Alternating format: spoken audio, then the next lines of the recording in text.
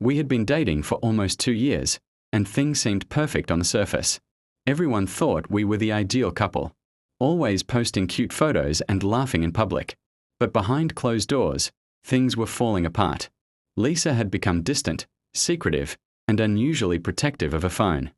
I didn't want to believe anything was wrong, but the signs were too clear to ignore.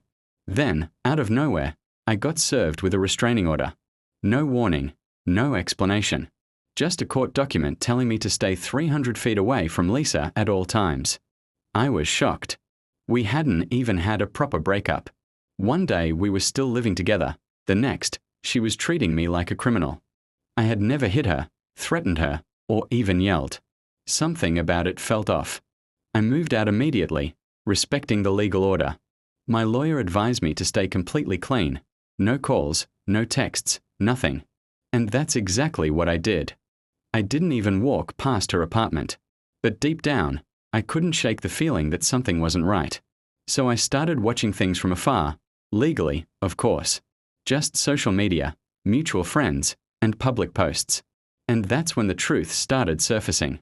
One of her best friends, drunk at a party, let something slip. Lisa had been seeing someone else for months, a coworker named Evan. Apparently, she had wanted to move him in but couldn't do that while I was still living with her.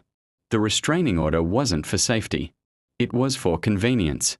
She needed me gone, and this was the fastest, cleanest way to do it. I was furious, but I didn't react emotionally. Instead, I got smart. I followed every rule in that restraining order to the letter. I didn't contact her. I didn't go near her. But I did make sure others saw what she was doing. I gathered everything. Photos of her with Evan from the time we were still together. Time-stamped messages. Even rent payments I was still making on the apartment she kicked me out of. Then I went to court, not to violate the order, but to file a counterclaim.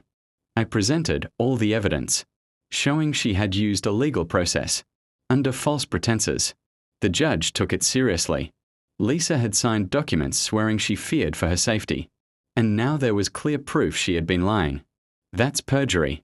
While the legal side moved slowly, I made sure her professional world knew what she'd done. Lisa worked in a corporate office with a strict ethics policy. I didn't make any threats or send messages directly, but I sent a formal complaint to her company's HR with copies of the court, documents and evidence.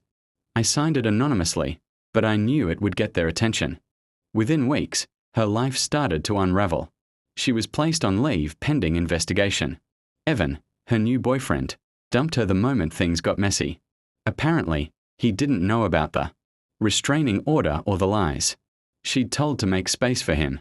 Her social circle started to shrink, and soon, the perfect little world she had tried to build without me collapsed.